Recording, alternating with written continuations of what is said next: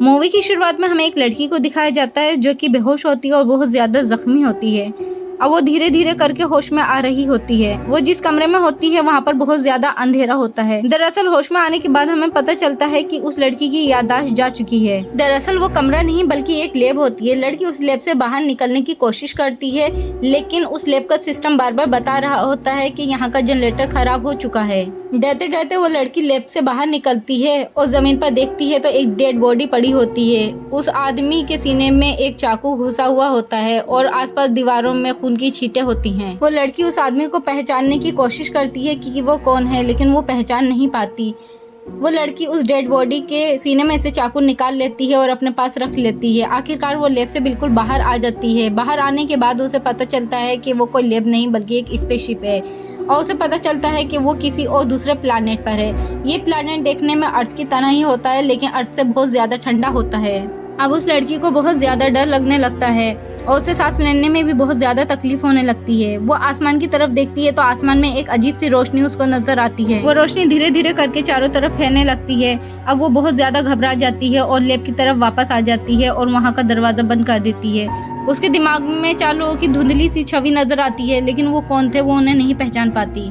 उस लड़की को सांस लेने में बहुत ज़्यादा परेशानी हो रही थी, इसलिए वो मेडिकल किट ढूंढती है, लेकिन उसको मेडिकल किट नहीं मिलती। फिर उसे एक पेच मिलता है, वो पेच लगा लेती है जिससे उसकी जान बच जाती है और उसको सांस लेने में आसानी हो जाती है। अब वो नॉर्मल सांस लेने लगती है। तभी लैब का सिस्टम बताता है कि कोई आ रहा है। लड़की बहुत ज़्यादा घबरा जाती है और अपने हाथ में चाकू उठा लेती है। उसको लगता है कि वही व्यक्ति आ रहा है जिसने इन सबको मारा है। तभी वहाँ पर स्पेस सूट पहनकर एक व्यक्ति आता है जिस पर वो लड़की चाकू से हमला कर देती है। तभी वो व्यक्ति चीखने लगता है, रिया तुम मुझे क्यों मार रही हो? क्या तुम मुझे जानती नहीं मैं कौन हूँ? इससे हमें पता चलता है कि उस लड़की का नाम रिया होता है। उस व्यक्ति का नाम ब्रायन होता है। वो चारों तरफ देखता है तो लाशें पड़ी होती हैं। वो बोलता है ये सब किसने किया है? शायद मुझे आने में देर हो चुकी है, इन सबको क्लॉक नहीं मारा है। लड़की पूछती है क्या तुम मुझे जानते हो मैं कौन हूँ और ये सब लोग कौन हैं जिसको क्लॉक ने मारा है और ये क्लॉक कौन है? ब्रायन बताता है कि क्लॉक इन्फेक्टेड हो गई है, उसके अंदर इन्फेक्शन हो चुका है जिसकी वजह से उसने इन सबको मार दिया है। और ये जो ज़मीन पर लाश पड़ी हुई है ये तुम्हारे मंगेतर की है जिससे तुम बहुत ज़्यादा प्यार करती थी और इसका नाम केविन है। तुम, मैं, केविन, ऑडी, क्लॉक्स हम सब इस प्लैनेट पर आए थे। ब्रायन रिया को बताता है कि हमें खबर मिली थी कि ये प्लैनेट अर्थ की तरह ही है और यहाँ पर एलियन रहते हैं। हम ये जानना चाहते थे क्या यहाँ पर इंसान रह सकता है और क्या सच में यहाँ पर एलियन रहते हैं। और इस प्लैनेट पे तुम, मैं, केविन, ऑडी और क्लॉक्स आए थे। हम सभी इस स्पेसशिप में सच जानने के लिए आए थे और तुम सभी लोग मुझे स्पेसशिप से कमांड देते थे और मैं आसमान में जाकर चेक करता था। फिर तुम्हारा कॉल मुझे आया कि क्लॉक ने सबको मार दिया है, लेकिन ये खबर सुनकर जब मैं आया तो सब लोग मर चुके थे और तुमने मुझ पर हमला कर दिया क्योंकि तुम्हारी याददाश्त जा चुकी थी। यहाँ पर सभी की लाशें हैं लेकिन क्लॉक नहीं है। लगता है क्लॉक इन्हें मारकर भाग गई है। ये सब सुनकर रिया बहुत ज़्यादा शॉक्ड हो जाती है। ब्रायन के पास एक मशीन होती है, वो रिया को मशीन के पास ले जाता है और उस मशीन में लिटा देता है उसका इलाज करने के लिए। दरअसल ये मशीन बॉडी का स्कैन करके बीमारियों को ठीक कर देती है। रिया ब्रायन से पूछती है क्या मेरी याददाश्त वापस आ सकती है, जिस पे ब्रायन बोलता है कि मुझे लगता है क्लॉक को तुम्हारी लड़ाई में तुम्हारे चोट लग गई है जिससे तुम्हारी याददाश्त जा चुकी है। तुम्हारी याददाश्त कब और कैसे वापस आएगी वो तो मैं नहीं बता सकता, लेकिन जो तुमने स्किल सीखे थे वो अभी भी तुम्हारे दिमाग के किसी कोने में मौजूद हैं, यानी वो तुम्हें याद हैं, लेकिन तुम्हारी याददाश्त कब और कैसे आएगी उसको मैं कंफर्म नहीं कर सकता। ये सब सुनकर रिया को बहुत ज्यादा गुस्सा आता है और वो स्पेस सूट पहनती है और क्लॉक को ढूंढने के लिए स्पेसशिप से बाहर निकल जाती है। ब्रायन रिया को आवाज देता है कि वापस आओ, इस तरह से स्पेसशिप से बाहर जाकर क्लॉक को ढूंढना ठीक नहीं है। रिया वापस आ जाती है और ब्रायन से बोलती है कि हमें क्लॉक को ढूंढना ही होगा क्योंकि सारे सवालों के जवाब उसी के पास हैं। ब्रायन ये सब करने के लिए लेकिन मना कर देता है। तभी लैब के सिस्टम से आवाज़ आती है कि स्पेसशिप में कुछ टूट चुका है जिससे बाहर की हवा स्पेसशिप के अंदर आ रही है और धीरे धीरे करके स्पेसशिप का ऑक्सीजन खत्म हो रहा है। ये सुनकर वो घबरा जाते हैं और वो उस छेद को ढूंढने लगते हैं जहाँ से बाहर की हवा अंदर आ रही थी और वो एक टनल में पहुँच जाते हैं। टनल में पहुँचने पर उनको वो छेद दिख जाता है जिसे देखकर ब्रायन बोलता है कि स्पेसशिप की ऑक्सीजन बहुत ज़्यादा कम हो गई है, लगभग 75% ऑक्सीजन बची है। हमें जल्द से जल्द अपनी दुनिया में वापस लौटना होगा वरना हम यहीं पर मर जाएंगे। रिया कहती है मुझे लगता है कि क्लॉक ठीक हो सकती है, हमें स्पेसशिप से बाहर निकलकर उसको ढूंढना होगा या फिर यहीं रुककर उसका इंतजार करना होगा। रिया कहती है मैं क्लॉक को यहाँ पर अकेला छोड़कर नहीं जा सकती। ब्रायन बोलता है कि इस ऑक्सीजन से हम सिर्फ 2 घंटे ही जीवित रह सकते हैं, हमें 2 घंटे के अंदर यहाँ से निकलना होगा वरना हम यहीं पर मर जाएंगे। उन दोनों में काफी बहस होती है, लेकिन आखिरकार रिया को ब्राइम की बात को मानना पड़ता है। तभी रिया को याद आता है कि ब्राइम ने उसे बताया था कि वो केविन से बहुत ज्यादा प्यार करती थी। वो केविन के कमरे में जाती है जहाँ पर उसको कुछ यादें आती हैं, जिससे उसे पता चलता है कि वो केविन से बहुत ज्यादा प्यार करती थी।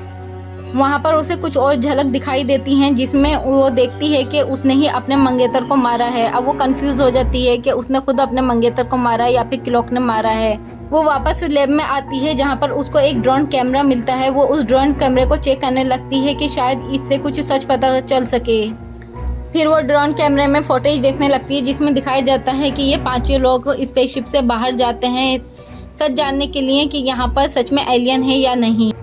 और ये सभी लोग उस समय बहुत खुश होते हैं। और ये उस दिन की बात है जिस दिन ये हादसा हुआ था। तभी उन्हें एक कुआं दिखाई देता है। ये कुआं बहुत अजीब होता है। ये सभी लोग उस कुएं में झांकने लगते हैं। तभी उस कुएं में से एक अजीब सी रोशनी निकलती है और डेविस के चेहरे पर आकर पड़ती है, जिससे डेविस उसी समय मर जाता है। तभी सभी लोग वहाँ से डरकर भाग जाते हैं, लेकिन धीरे धीरे करके वो रोशनी सब पर कब्जा कर लेती है और सब लोग मर जाते हैं। ये फुटेज देखकर यह समझ जाती है कि इसमें क्लॉक की कहीं कोई गलती नहीं है। शायद इस इन्फेक्शन ने ही क्लॉक पर कब्जा किया है जिससे ये सब कुछ हुआ है। तभी वहाँ पर ब्राइन आ जाता है। रिया ब्राइन को वो फुटेज दिखाती है और बोलती है इन सब में क्लॉक की कोई गलती नहीं है, हम क्लॉक को ठीक कर सकते हैं, तो मेरी मदद कर। ब्राइन बोलता है तुम कल भी जिद्दी थी और आज भी जिद्दी हो और तुम्हारी जिद की वजह से हम सब यहाँ पर मर सकते हैं। ब्राइन बोलता है क्लॉक जहाँ है उसको वहीं रहने दो, वो अब कभी भी ठीक नहीं हो सकती। उसकी ये बातें सुनकर रिया समझ जाती है कि प्राइम कुछ न कुछ उससे जरूर छुपा रहा है, लेकिन वो उससे क्या छुपा रहा था उसको ये समझ नहीं आ रहा था। रिया अपने कमरे में वापस लौट जाती है। वो कमरे में वापस आने के बाद दोबारा से फुटेज चेक करती है जिसमें उसे पता चलता है कि ऑडी ने उस पर हमला किया था। रिया ने ऑडी को बहुत रोकने की कोशिश की, लेकिन वो नहीं रुका और उसने रिया को मारना चाहा और शायद वो एक शैतान बन चुका था। इससे पहले वो रिया को मारता, रिया ऑडी को मार देती है। अब रिया को समझ आ गया था कि सिर्फ क्लॉक ही नहीं, सभी लोग उस इन्फेक्शन से इन्फेक्टेड हो चुके थे। रिया कमरे से बाहर आती है तो देखती है कि वहाँ पर क्लॉक खड़ी हुई है और बहुत ज्यादा डरी हुई है।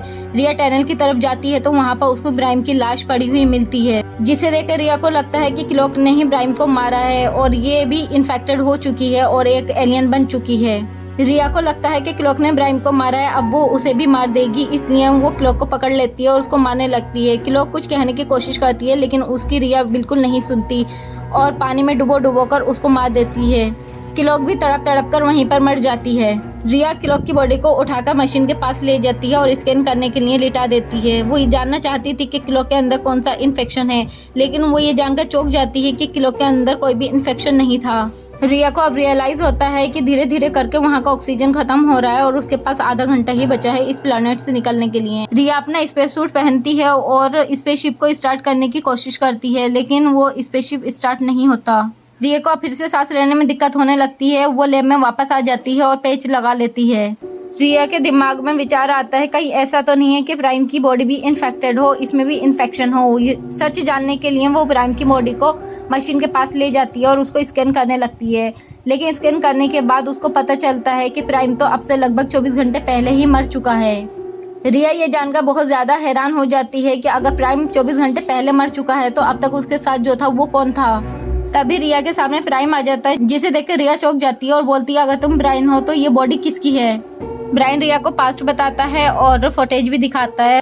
वो बताता है जब कुएं से वो रोशनी निकली थी और डेविस पे पड़ी थी तो डेविस मर चुका था और वहीं पर हमें एक पैरासाइट मिला था जिसे लेकर हम सब लोग अपनी लैब में आ चुके थे और सब लोग डेविस की मौत के बाद बहुत डर गए थे और अपने प्लेनेट पर वापस जाना चाहते थे, लेकिन रिया वापस जाने के लिए तैयार नहीं थी। लेकिन सबके आगे रिया को मजबूर होना पड़ा और वो भी जाने के लिए रेडी हो गई। लेकिन तुमने फैसला किया कि जाने से पहले इस पैरासाइट पर रिसर्च करोगी, और जब तुम पैरासाइट पर रिसर्च कर रही थी तभी वो जाग जाता है और ऑडी के अंदर घुस जाता है, जिससे ऑडी एलियन बन जाता है। उसने तुम्हें मारने की कोशिश की लेकिन उससे पहले ही तुम ऑडी को मार देती हो। तुम दोनों की आवाज सुनकर वहाँ पर केविन और क्लॉक दोनों आ जाते हैं और ब्राइन भी वहाँ आ जाता है। ऑडी सब पर हमला कर देता है और केविन ऑडी को मार देता है और सबको लगता है कि ऑडी और पैरासाइट दोनों मर चुके हैं, लेकिन वो पैरासाइट ऑडी में से निकलकर केविन के अंदर घुस जाता है। उसके बाद केविन क्लॉक पर हमला करता है, जिससे क्लॉक बहुत ज्यादा इंजर्ड हो जाती है। रिया क्लॉक को स्पेस सूट पहनाती है और बोलती है कि यहाँ से भाग जाओ, तुम जाकर स्पेसशिप को जल्दी से स्टार्ट करो और मैं प्राइम और केविन को लेकर आती हूँ। क्लॉक इसलिए लैब से बाहर भाग जाती है। तभी केविन प्राइम को जाकर मार देता है और रिया को भी मारने के लिए अटैक करता है, लेकिन इससे पहले कि केविन रिया को मारता, रिया केविन को मार देती है। तभी पैरासाइट रिया के अंदर घुस जाता है और बोलता है कि मैं अब तुम्हारे जिस्म का हिस्सा बन चुका हूँ, अब मैं तुम्हारे साथ तुम्हारी दुनिया में जाऊंगा और वहाँ के लोगों को पैरासाइट का गुलाम बनाऊंगा।